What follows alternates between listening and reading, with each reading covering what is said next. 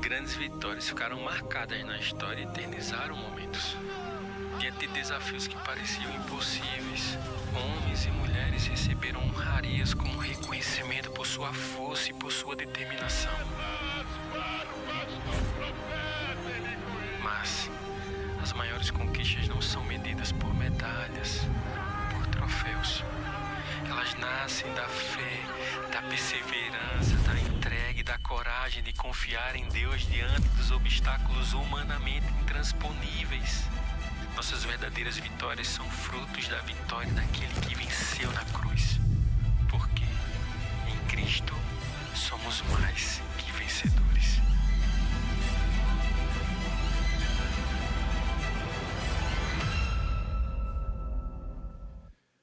Quando dizemos que em Cristo somos mais que vencedores, a dificuldade e o desafio não é saber disso.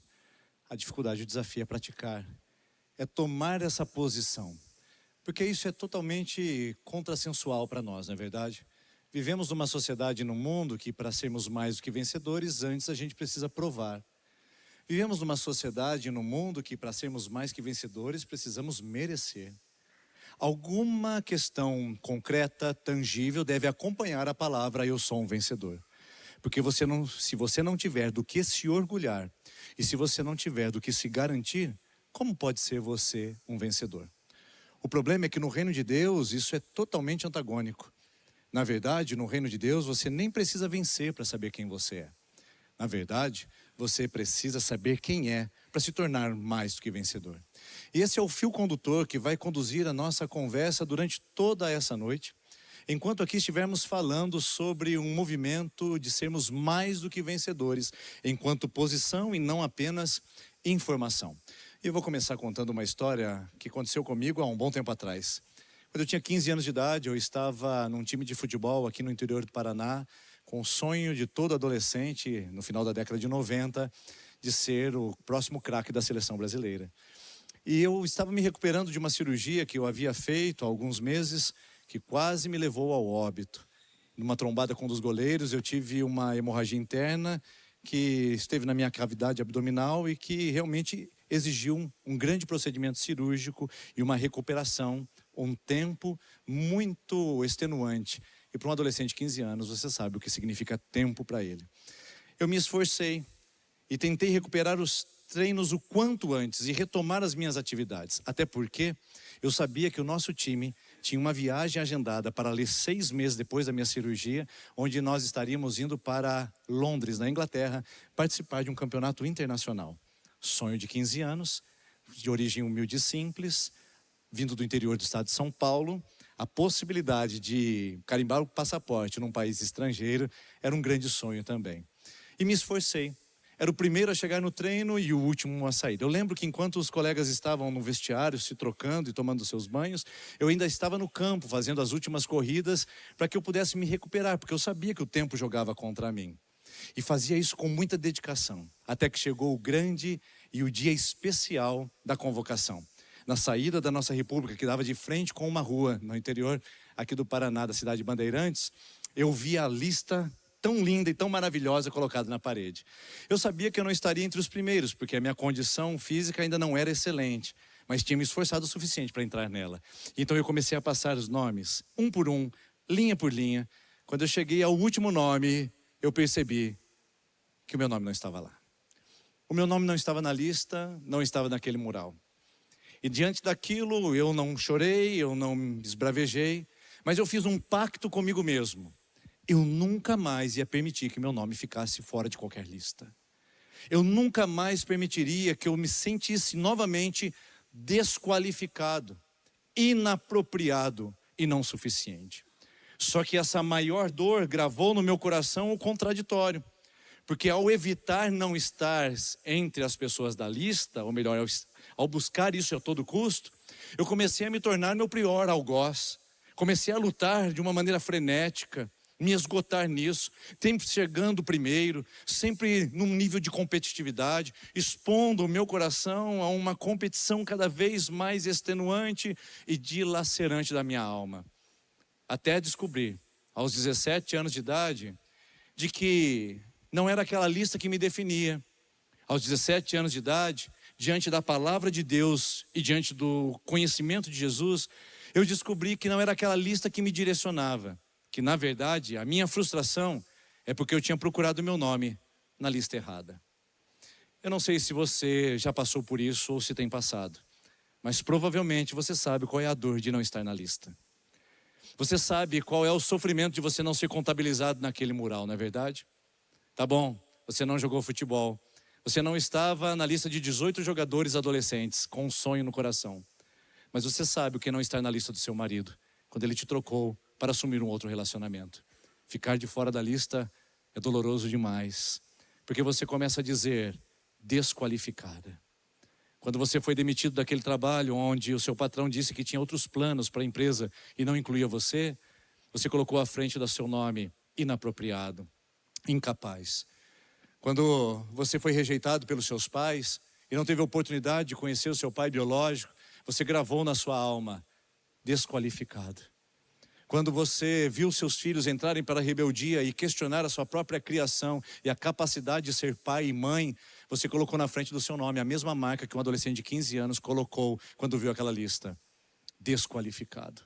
Quando você tropeçou, caiu e voltou a um erro que você jurava não cometer mais na sua vida cristã, você também entrou nesse caminho de mais que perdedor e disse: desqualificado. E você sabe qual é a dor disso? E sabe quais são as lutas que você tem enfrentado para superar essa realidade? Porque quem perde a sua identidade também acaba lutando de uma maneira errada. Essas são as duas maneiras que nós mais reagimos quando ficamos frustrados a não estarmos qualificados para a tarefa que pretendemos realizar. A primeira delas é que acreditamos em nossas fontes de informação. Nós acreditamos, irmãos. A verdade é que nós somos seres condicionados e condicionantes. Ao mesmo tempo que nós estamos nos formando, também estamos nos fazendo. E esse nos fazer tem a ver com as informações que recebemos desde a nossa mais tenra infância. Lá na sua família, quando alguém disse para você: você nunca será ninguém. E desde então você tem tentado colocar o seu nome na lista a todo custo, para não se parecer com um Zé Ninguém. Alguém disse na sua adolescência uma palavra cruel e falou para você: dessa maneira, nenhum homem vai te aguentar e você vai ficar sozinha o resto da sua vida. E desde então você tem internalizado essa verdade. Uma mentira que te contaram se tornou uma verdade para o seu coração. Nós acreditamos no que a escola disse para nós. Nós acreditamos no que a religião também comunicou e sentenciou a nossa vida. E nós acreditamos nas experiências que vivemos.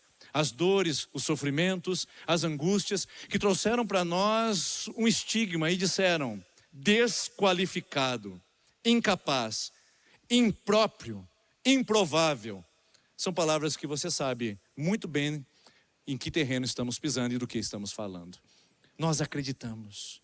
E mais do que acreditarmos, nós aprendemos a lutar para que essa mentira que tornamos em verdade se torne mais tolerável e a gente consiga sobreviver a uma existência cruel. Nós aprendemos a lutar com o que temos.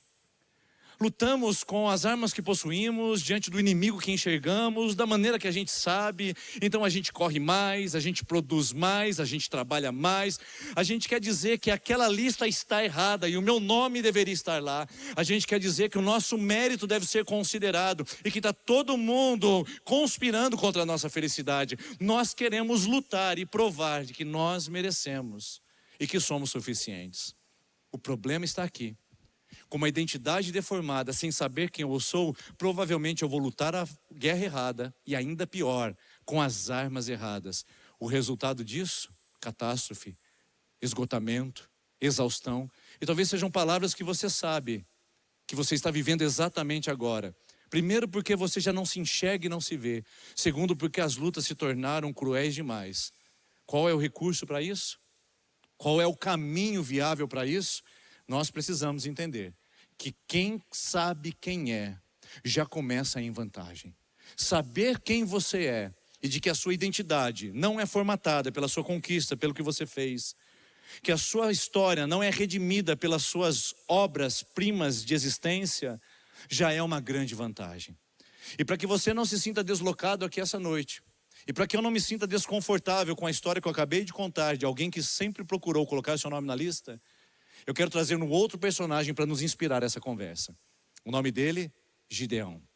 Gideão está no Antigo Testamento e o contexto é bastante interessante sobre a vida desse homem. O povo de Israel havia pecado repetidamente contra o Senhor e o Senhor deu uma permissão. Os midianitas, povo inimigo histórico de Israel, enfrentaram imediatamente o povo de Israel. Não 1, não 2, não 5 anos, 7 anos. Durante 7 anos eles entravam no território de Israel no período da colheita ou da plantação e devastavam o que sobrava.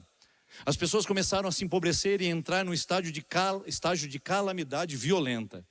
Nesse ambiente o povo de Israel começa a clamar a Deus e dizer: Deus, nos liberte dos midianitas. E Deus diz: vou libertar vocês. E para isso Deus procura o melhor entre eles, Gideão. Se você acha que Deus vai encontrá-lo num campo de batalha ou fazendo treinamentos militares, você está enganado. Se você acha que ele tem alguma patente ou alguma insígnia que o destaca dentre os soldados israelenses, você está equivocada. Porque Gideão é encontrado no comum da vida. E pior do que no comum da vida, ele é encontrado numa situação completamente contraditória de um valente ou de um guerreiro. Veja o texto, como Deus encontra esse grande vencedor, que estava lutando do jeito que ele imaginava, que estava trabalhando do jeito que ele sabia.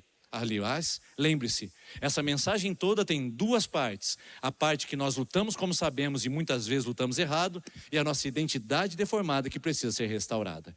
Vamos pela luta de Gideão e veja o que ele estava fazendo quando Deus o encontra. Juízes capítulo 6, versículo 11 diz: Então o anjo do Senhor veio e sentou-se debaixo do carvalho de Ofra, que pertencia ao abisreíta Joás. Gideão, filho de Joás, estava malhando trigo em tanque de prensar uvas. Eu vou repetir porque isso é importante. Estava malhando trigo em um tanque de prensar uvas, para escondê-lo dos midianitas.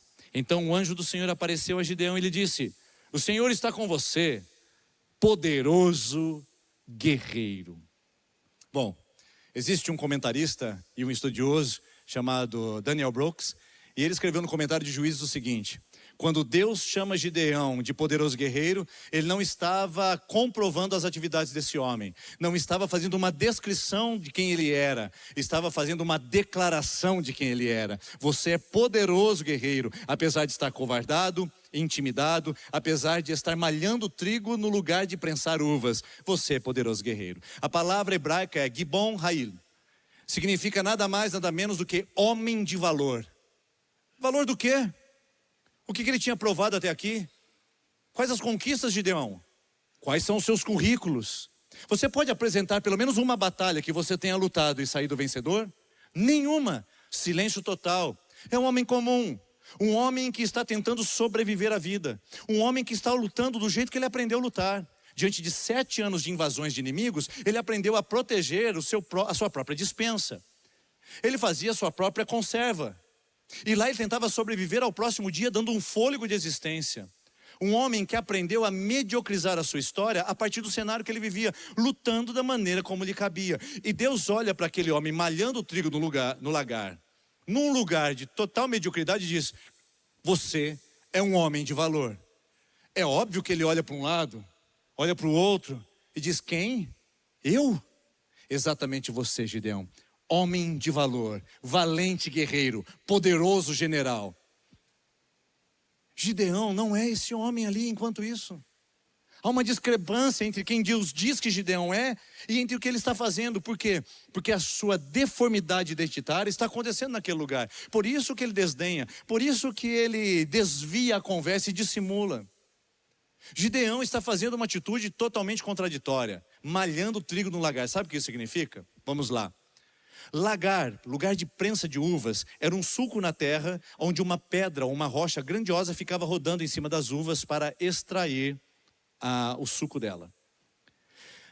O trilho não era malhado dentro de lagares, era em eiras, acima das casas, onde tinha vento. Pegar o feixe de trigo e malhar o trigo significava espalhar as palhas para que o grão sobrasse. O que Gideão está fazendo é um esforço indevido, gastando a sua energia de uma maneira inapropriada. E ele faz isso pela luta da sobrevivência. O que Gideão quer fazer? Na sua melhor versão, no seu melhor momento, lutando como sabe contra os inimigos que conhece, malhando trigo no lagar. Uma total contradição para um guerreiro. Mas Gideão não é diferente de você e de mim, porque nós também temos os nossos lagares. Nós também temos esses lugares que nós estamos gastando energia de uma maneira indevida, onde nós estamos despendendo esforços de uma maneira inapropriada. E na busca de sermos a melhor versão de nós mesmos, onde charlatões do mundo do desenvolvimento pessoal e também que querem vender uma autoajuda desmedida a você, vão dizer, seja a sua melhor versão. Mas eu quero dizer para você que se não corrigir a sua identidade, se você não souber quem você é de fato, a sua melhor versão hoje vai ser de alguém malhando trigo no lagar, fazendo uma atividade incoerente, tentando sobreviver ao dia de amanhã, sem senso de propósito e sem viver nenhuma missão. Por isso que Gideão é mais parecido conosco do que a gente gostaria de admitir. Quantos de nós estamos nesse lugar, chamado lagar, malhando trigo, esforçando-nos para sobreviver ao dia seguinte, quando não há propósito e não está relacionado à nossa identidade? Quantos poderosos guerreiros estão escondidos, acovardados, intimidados por qualquer tipo de ofensa que venha externa, enquanto não corrige a sua identidade interna? Quantos guerreiros aqui que me ouvem, que me assistem e que se identificam como Gideão, à míngua e tentando sobreviver ao próximo evento catastrófico? Só que esse não é o nosso lugar, como também não é do Gideão. Mas a atitude de Gideão é mais parecida com a sua e com a minha do que a gente esperava. Quer ver como é que continua a história? Primeiro, ele está lutando como sabe. Segundo, ele tem as suas informações. Ele acredita.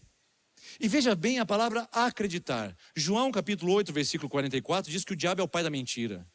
O que isso significa? Que ele trabalha da mentira. Você acredita em mentiras?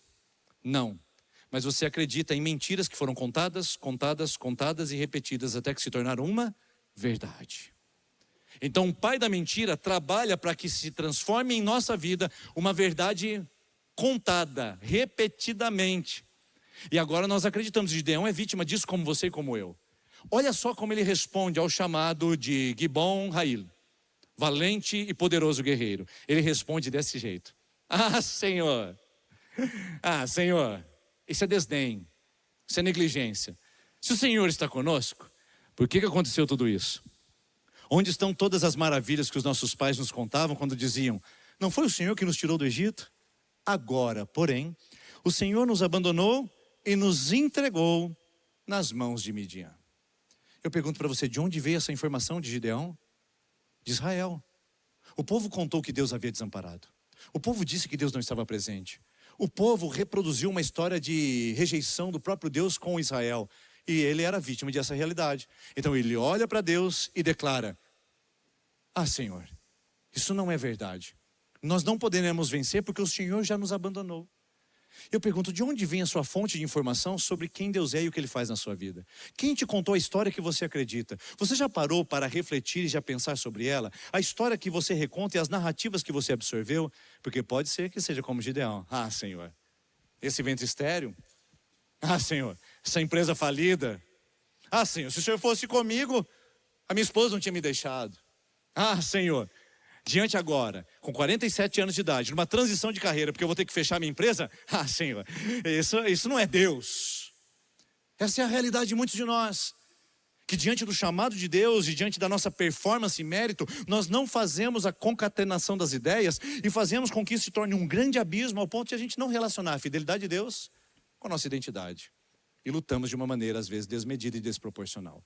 Mas continua, porque o vencedor que a gente conhece, e você já sabe do restante da história provavelmente, ele acredita nas informações também sobre si mesmo. Olha como ele responde ao chamado de Deus. O Senhor se voltou para ele e disse, vamos insistir, Gideão? Vamos começar de novo? Vamos lá. Com a força que você tem, vá libertar Israel das mãos de Midian. Não sou eu quem está enviando? Gideão respondeu, ah, Senhor, agora já não é mais desdém. Agora é um choque de realidade. Ah, Senhor, como que eu posso libertar Israel? O meu clã, a minha tribo é a menos importante de Manassés. Eu sou o menor da minha família. Aqui ele acredita na história que contaram sobre ele. Aqui ele acredita como você e como eu, que nós não estamos na lista. Aqui ele declara e joga uma pá de cal sobre a sua trajetória dizendo, você é desqualificado. Quem contou isso para Gideão? Talvez tenha sido seus pais. Talvez tenham sido seus muitos irmãos. Ou quem sabe quem contou isso foi numa aula de escola dominical na igreja, onde uma professora falou para ele, você não para quieto, você é um peste, você não serve para nada. quem sabe foi uma experiência traumática que ele teve, onde viu seu irmão mais novo ser assassinado por causa de um bandido da época. E ele se revoltou com isso. Não sabemos. O fato é que ele olha para si e olha para o chamado e não vê nenhuma relação entre elas e diz: Deus, eu não. O senhor pode chamar qualquer pessoa, mas o senhor errou de endereço. O senhor viu o Instagram de outra pessoa e achou que era eu, mas não sou. Então, Senhor, passe esse chamado de mim, porque eu sou desqualificado. Eu não estou na lista. Já parou para perceber? Que os maiores esforços que nós fazemos para estar na lista, muitas vezes também são as maiores desculpas que nós temos para sair dela. Parece que joga ao contrário, parece que existe uma compensação desmedida.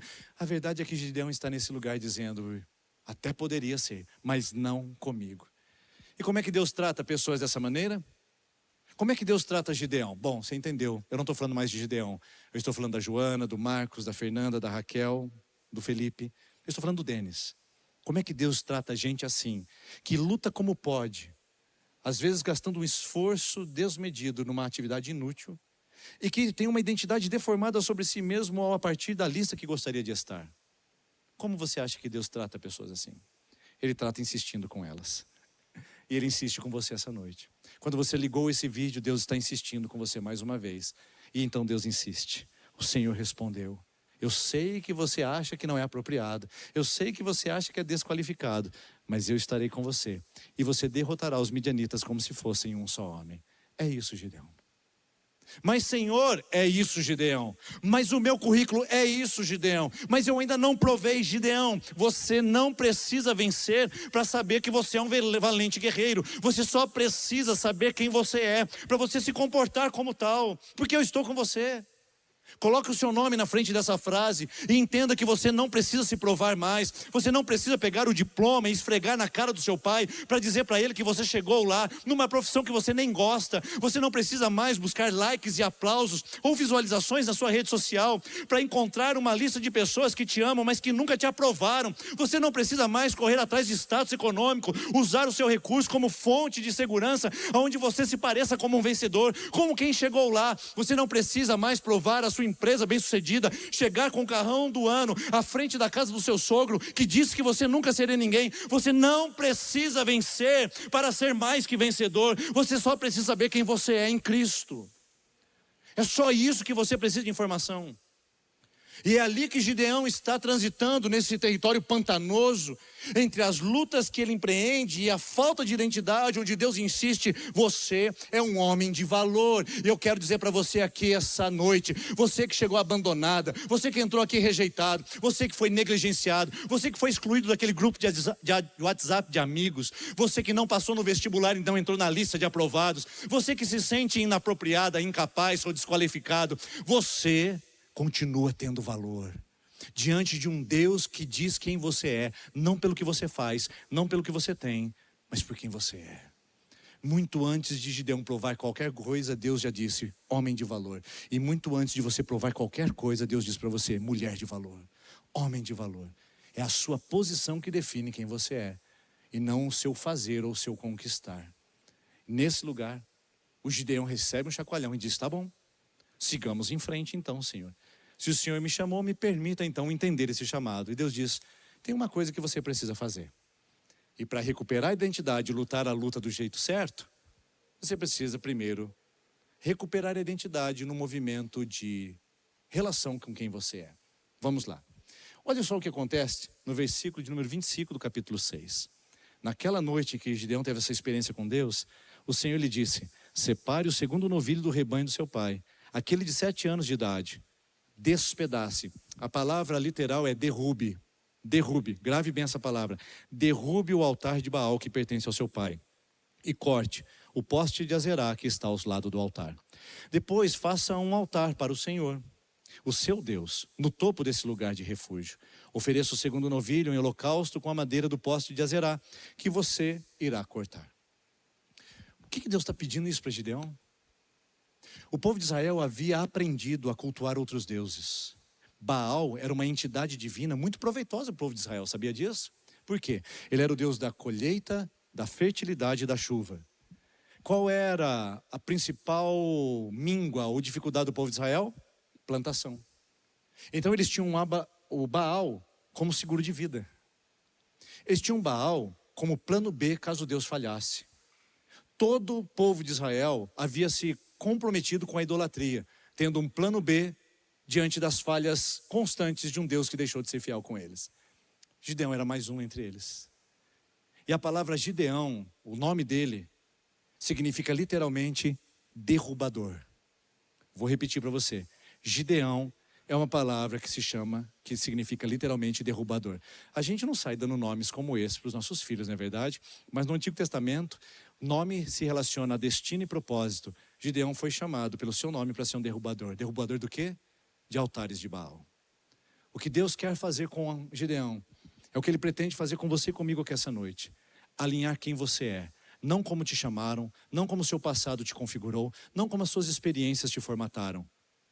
Alinhar quem você é nele, a partir do nome com o qual Ele te chama.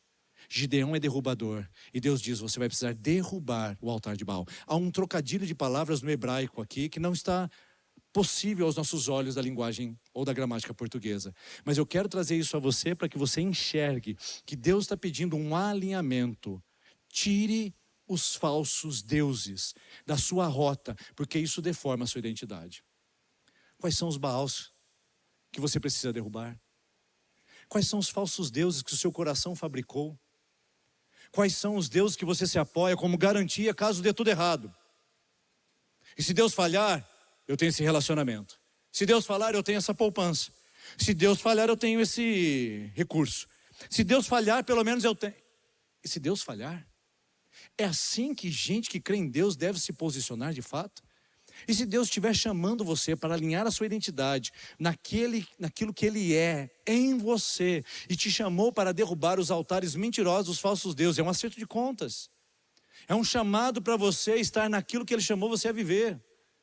Então agora, diante desse alinhamento, o povo de Israel olha para Gideão como uma ameaça. Eles veem o altar de Baal ser despedaçado, trazem Gideão para fora e num julgamento público resolvem nomeá-lo, sem saber que eles estavam alinhando Gideão à promessa e ao projeto de Deus. Por isso, depois de Gideão ter destruído o altar de Baal, naquele dia o chamaram de Jeru-Baal, dizendo que Baal lute com ele. A palavra disputar é batalha, luta, guerra. Nosso comandante está aparecendo aqui, irmãos. O homem valente está chegando aqui. Jeru-Baal, que o Baal lute com ele, pois derrubou o seu altar, pois Gideão o seu altar. Há um trocadilho de palavras aqui para dizer, o comandante levantou, derrubou o altar, e agora ele vai com o nome à frente da batalha. Quem é esse homem? Qual é o currículo dele? Ele está alinhado à promessa de Deus. Ele está alinhado ao propósito de Deus. O que ele fez até agora? Nada. O que você fez até agora? O que eu fiz até agora? A gente só está se alinhando ao propósito dele. E esperando nele esse chamado para que possamos batalhar. E aí vem o toque da batalha. Alinhado com o propósito de Deus, Gideão sai e faz o toque do chofar. Tutu, tutu, tutu. E aí os guerreiros valentes aparecem de todos os lados. Enchem a terra de Israel como um enxame. Gideão chama o seu fiel escudeiro e diz, vá contar quantas pessoas estão nos ameaçando entre os midianitas, porque nós vamos batalhar contra eles. O escudeiro vai e volta e diz, não apenas os midianitas estão contra nós, os amonitas se uniram a eles, e os povos da região também. Eles são hoje ao todo 135 mil homens. O Gideão diz, 135? Sim. Em quantos homens nós somos? Ele disse, espere um pouquinho. Lá vai ele, faz a contabilidade de volta. Gideão, nós somos 21 homens, está no papo. 21 contra 135? Então Gideão começa a sua marcha, porque ele sabe quem ele é em Deus, e ele não precisa provar nada a ninguém, e a sua identidade de derrubador agora vai entrar em operação. E então ele vai, e no meio do caminho Deus diz, para tudo. Gideão, tem gente demais no exército. O Gideão fala, graças a Deus que o Senhor percebeu. Você viu tanto de gente tem do lado de lá. O Senhor tem que fazer alguma coisa para diminuir aquele exército, senão a gente não tem chance nenhuma. Deus diz, não, Gideão, tem gente demais no seu exército. Foi um choque.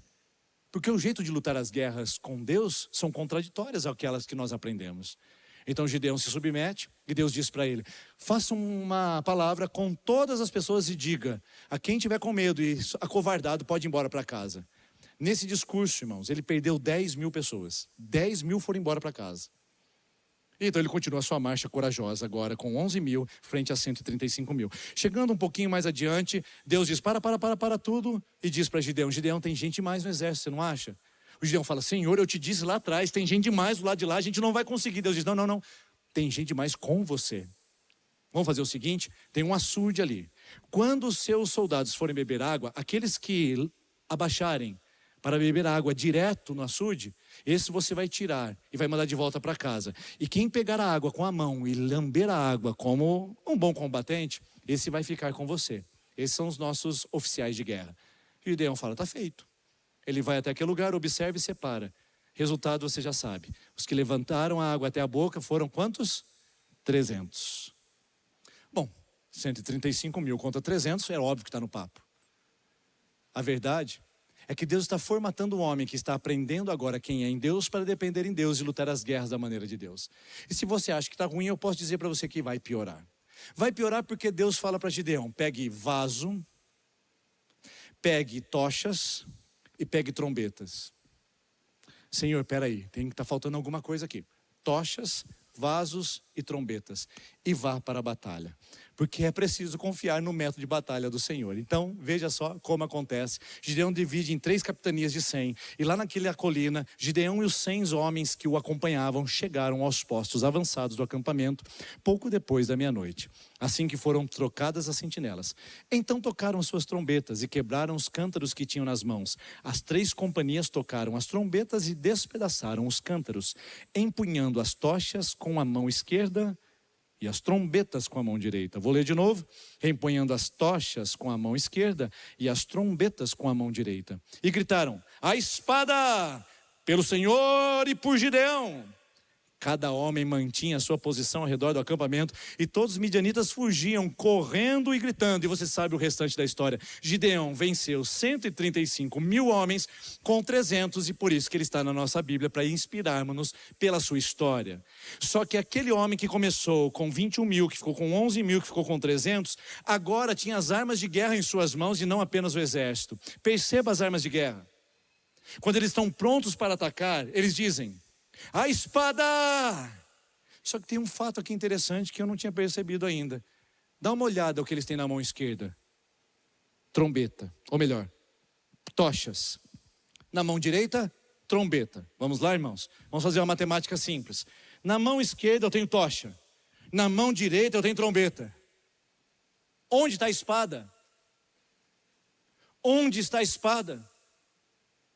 Porque gente que se alinha ao propósito de Deus, entende as lutas que Deus luta por ela, não precisa mais do seu armamento, não precisa mais do seu treinamento militar, não precisa da sua forma de corresponder às lutas pessoais, ela não precisa mais empunhar as suas espadas. Um vaso de barro é suficiente para que elas contenham ali o milagre da salvação, da libertação, da cura, da transformação, da restauração do casamento, da visitação de Deus, do arrependimento verdadeiro. Quem está alinhado ao propósito de Deus, um vaso, uma tocha e uma corneta é instrumento de destruição. Você não precisa empunhar mais a sua espada, você não precisa mais lutar com seus armamentos. Basta você saber quem você é, com quem você anda e quem está em você e que nome você carrega. Onde está a espada? Você não precisa dela. Eu quero dizer para você aqui essa noite, que entrou lutando, que está malhando o trigo no lagar e diz nada acontece. Você que está empreendendo um esforço hercúleo para tentar superar suas adversidades, você não precisa da sua espada.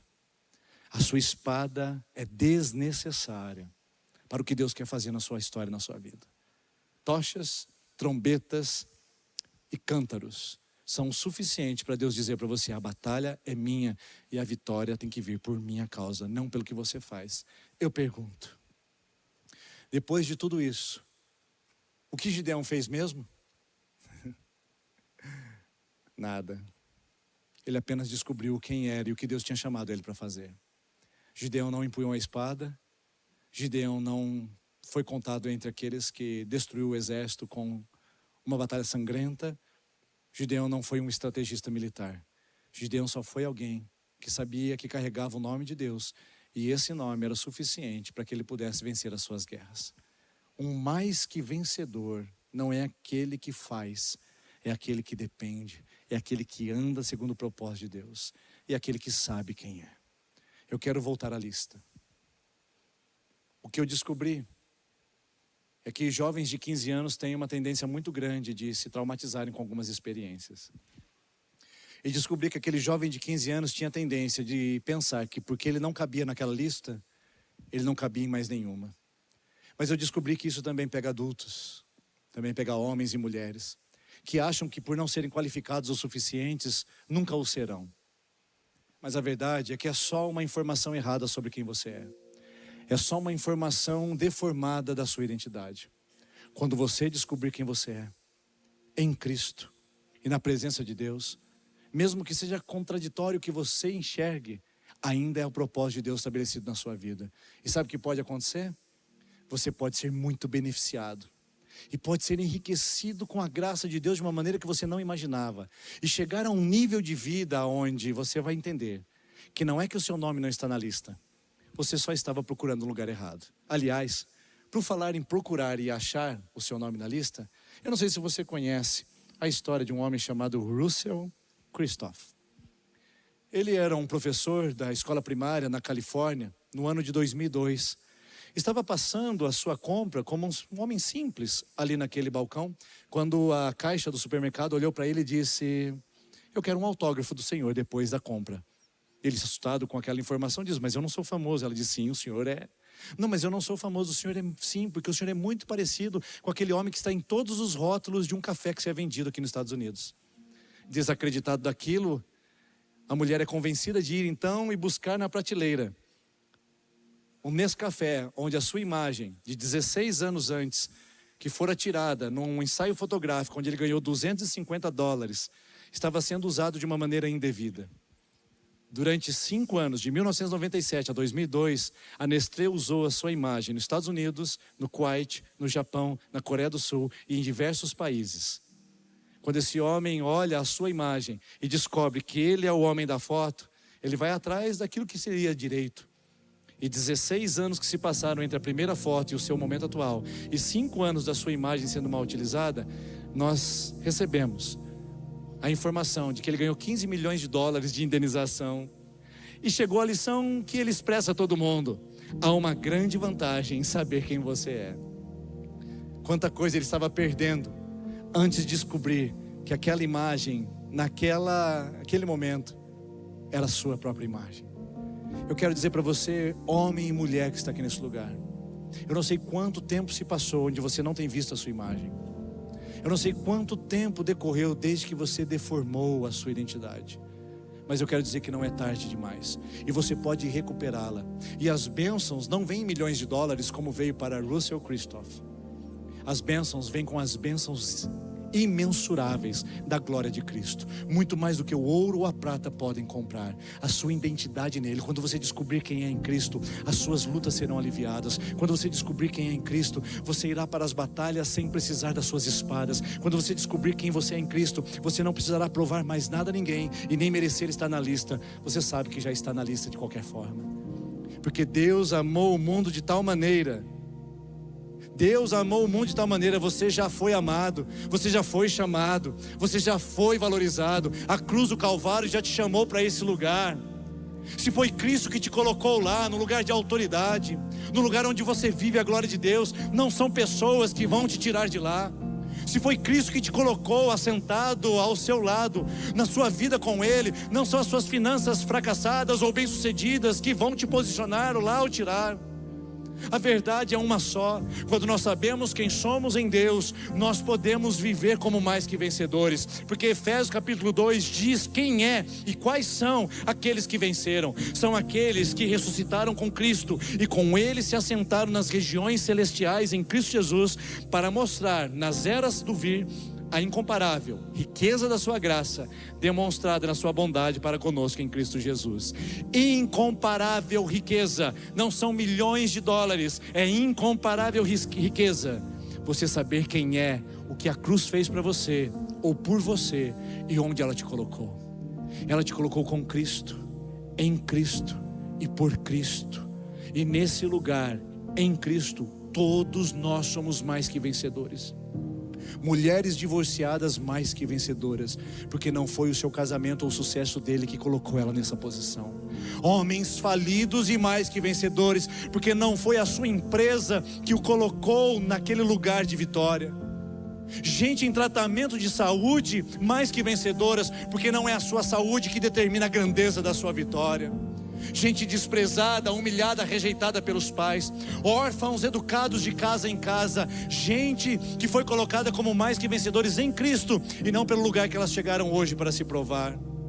Gente de todo tipo, de todas as nações, de todas as etnias, de todas as condições, que estando em Cristo são mais que vencedores. Não importa onde você pisa ou que lugar você está, a sua posição de autoridade é em Cristo e nada mais.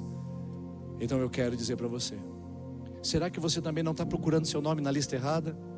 Aos 17 anos eu tive a oportunidade de descobrir isso em Jesus, e desde então eu já estou na lista. Eu não preciso me provar, eu não preciso me validar, eu já estou na lista. Eu sou qualificado, eu sou chamado como poderoso guerreiro, e Deus não vai esperar eu vencer, eu crescer, eu me provar, eu merecer para dizer isso, porque Ele já disse na cruz do Calvário que aqueles que estão em Cristo são mais do que vencedores, e você é essa pessoa. Se coloque em pé, por gentileza. Nós vamos cantar essa canção que nos lembra onde nós estamos e a quem pertencemos. Eu gostaria que você fizesse dessa canção uma oração sincera. Eu gostaria que você não fosse embora, não saísse daqui, porque Deus tem algo mais para fazer para você. O culto não acabou ainda. Não vá embora, porque você pode perder algo especial que o Espírito Santo reservou para esse momento. Cante conosco, porque depois eu quero orar com você. Homem e mulher, mais do que vencedores.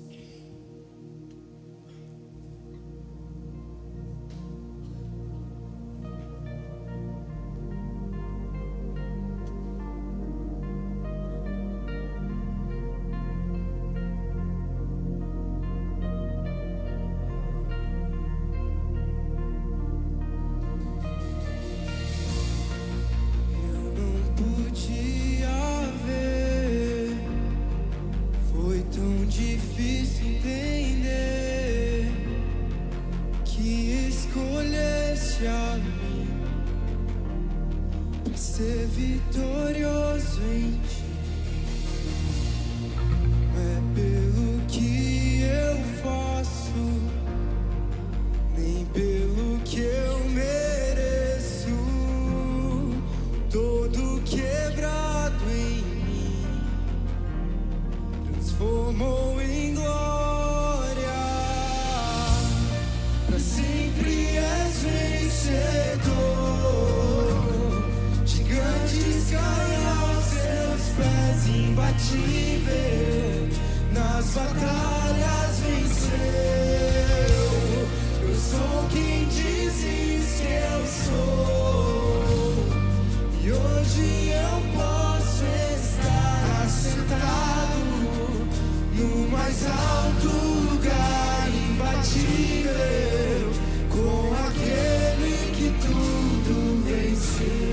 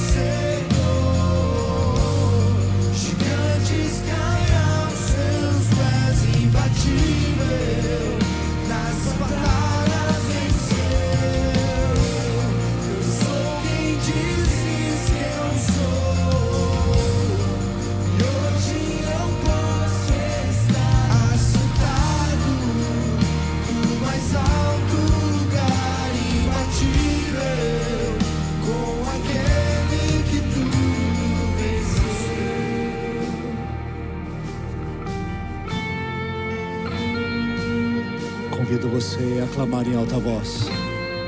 Eu convido você a se apropriar dessa posição em Cristo, porque em Cristo você tem autoridade. Toda a autoridade foi colocada em Cristo e Ele delegou a você. quando você clama, você se torna derrubador de muralhas, derrubador de falsos deuses.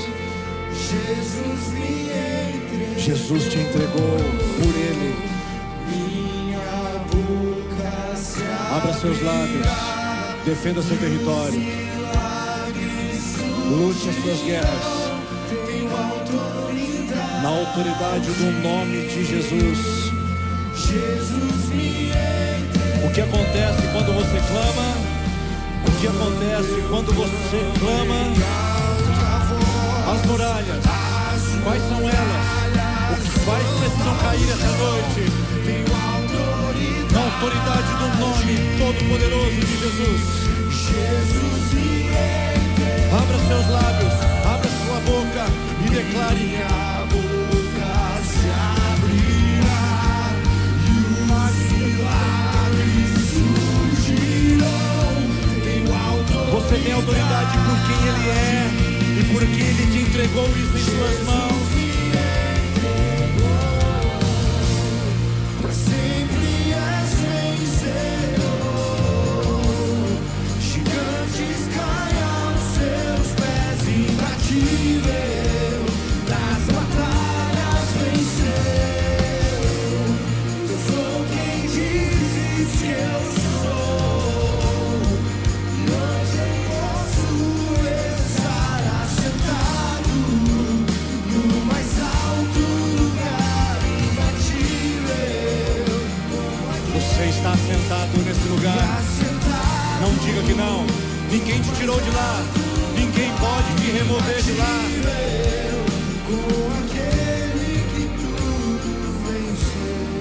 Eu quero orar com você aqui nesse momento. E eu quero orar por dois grupos de pessoas que podem vir aqui à frente assim que eu citá-los. Você que quer recuperar a identidade diz: eu não sei mais quem eu sou, porque eu fui me conformando a uma realidade a respeito de quem eu não sou em Cristo. Eu quero orar com você, porque o seu alinhamento de identidade vai definir a sua capacidade de batalhar. Mas eu quero orar também com gente que está batalhando, gente que está se esforçando e acha que não está saindo do lugar, gente que está malhando o trigo no lagar e acha que as coisas não estão evoluindo. Eu quero orar com você também. Então, para você que quer ser mais do que vencedor em Cristo, você que quer viver essa experiência, eu queria convidar você a vir aqui à frente enquanto nós cantamos. Saia do seu lugar rapidamente. Nosso tempo está avançadíssimo e eu queria terminar essa celebração orando com você. Você que quer saber, eu quero saber a minha identidade em Cristo. Vem aqui pertinho. Eu quero saber quem eu sou em Cristo. Eu quero ter segurança em quem eu sou em Cristo. Mas eu também quero vencer essas batalhas recorrentes contra os midianitas e quero lutar do jeito certo. Venha. Saia do seu lugar. Ei, Gideão, tenha coragem, saia do seu lugar. Tem coragem para procurar o gerente do banco? Venha. Tenha coragem para se expor a Deus. Tem coragem de gritar com a esposa em casa. Tenha coragem de deixar a sua espada aqui na frente. Tenha coragem de deixar as suas armas aqui à frente. Vem, Gideão, sai do seu lugar, mulher. Venha buscar a Deus. Venha mais à frente. Vamos buscar juntos aqui nesse lugar. Vem mais à frente, irmãos. Por gentileza, venham mais. Tem mais gente chegando. Ninguém no corredor. Vamos declarar juntos. Você que está no seu lugar, estenda a sua mão para cá. Você é intercessor. Tem algo de Deus aqui nessas vidas. Deus está liberando. Tem autoridade. Você que está aqui à frente, coloque a sua mão assim e comece a cantar. Quando eu clamo, vamos dizer isso. Diga você. Aceite sua posição, Gideão. Deus te chama a derrubar fortalezas. Deus te chama a destruir obstáculos. Deus te chama hoje a assumir sua posição. Sim, abra a boca agora e declare que os milagres vão visitar. Os milagres chegarão nessa história. Sim, Ele está aqui nesse lugar para derramar sobre você autoridade. Jesus me entregou. Eu quero orar nesse momento. Senhor Jesus, nós estamos aqui diante da Tua presença. Obrigado por o Senhor olhar para esse homem, para essa mulher e dizer: mais uma vez o Senhor diz: o Senhor é contigo, mulher valorosa. O Senhor é contigo, homem valoroso. Obrigado porque o Senhor não desistiu dela, porque ela estava a ponto de desistir. Ela já olhava aqueles medicamentos na prateleira como uma alternativa para desistir. Ó Deus, e o Senhor foi lá para buscá-la, e o Senhor trouxe aqui, e o Senhor colocou aqui na frente para dizer: o Senhor é contigo. Saiba que você é minha filha. Não foi o que fizeram com você, é o que eu vou fazer com você. Então, mulher, assuma a sua posição, e saiba que o Senhor te chama para ser uma valente guerreira diante da sua tragédia, diante do seu sofrimento. O Senhor é contigo, homem valioso. Assuma a sua posição. Não deixe as suas derrotas e as suas dores inibirem o seu coração. E não diga que você está fazendo a sua melhor versão, malhando trigo no lagar. É hora de você se levantar, é hora de você se posicionar, é hora de você dizer: eu estou em Jesus, a minha vida está oculta nele, a glória dele habita em mim, a glória dele me visita. Homem, se levante no seu lugar e diga: eu pertenço a Cristo, e nele eu sou mais que vencedor. Não é o meu passado que me define, e nem o meu futuro que chegará. É agora quem eu sou, onde eu estou, e eu estou em Cristo. Assuma isso, homem. Se posicione nele. Senhor Jesus, revela hoje a identidade de homens e mulheres que foram chamados para viver milagres, que foram chamados para recuperar histórias, que foram chamados para estarem na lista. Oh, aleluia! Você está na lista, minha filha. Você está na lista, meu filho. Deus te chamou para esse lugar. Por isso declare bem alto que você pertence a Ele. Esse é o seu lugar, esse é o seu lugar. Aleluia. Para sempre és vencedor. Gigantes caem. Diante desse Deus vencedor, Ele é imbatível. E sabe o que Ele fez? Ele te colocou nesse lugar. Quem dizes que eu sou, e hoje eu posso estar assentado no mais alto lugar. Imbatível, assentado, imbatível, declare isso. Assentado, diga mais uma vez. Esse é o seu lugar. Vamos lá. Se coloque ali. Assuma a sua posição. Que ninguém pode te derrubar do lugar em Cristo. Nem o inferno, nem o diabo, nem a morte, nem principados. Esse é o lugar em Jesus Cristo. Aleluia. E a última vez, bem forte. Aleluia. Você pode aplaudir o nome de Jesus, que te posicionou nos lugares celestiais nele e te deu a vitória. Esse é você nele. Veja a sua melhor versão agora. Essa é a versão única. Filhos e filhas amadas que estão em Cristo e não precisam vencer para saber quem são. Aleluia. Aleluia. Deus abençoe sua vida.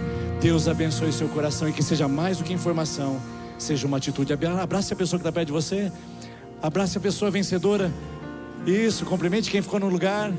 E que Deus abençoe a sua vitória essa semana. E você, homem, faça a sua inscrição no Honra, e você ainda vai viver coisas mais extraordinárias naquele lugar. Deus abençoe. Uma excelente semana a você.